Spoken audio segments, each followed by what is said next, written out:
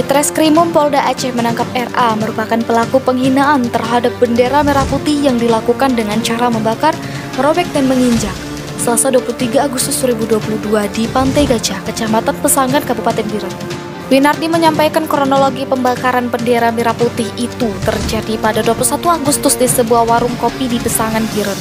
Saat itu sambung Winardi, RA menyuruh saksi MA untuk naik ke lantai 2 warung kopi tersebut dan memakai handphonenya untuk melakukan panggilan video atau video call dengan WY, teman RA, WNI yang bekerja di Malaysia.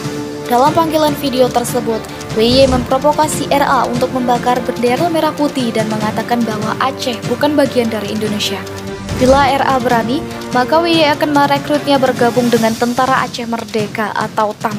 Winardi menerangkan bahwa motif pembakaran tersebut adalah pelaku ingin meluapkan amarahnya terhadap bendera merah putih karena menganggap Aceh bukan bagian dari Indonesia.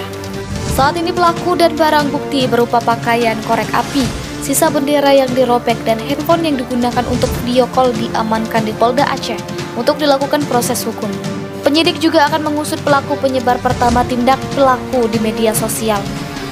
Kepada RA akan disangkakan pasal 66 JO, pasal 24 huruf A UU RI nomor 24 tahun 2009 tentang bendera, bahasa lambang negara serta lagu kebangsaan dengan ancaman pidana 5 tahun penjara, pungkas Winardi.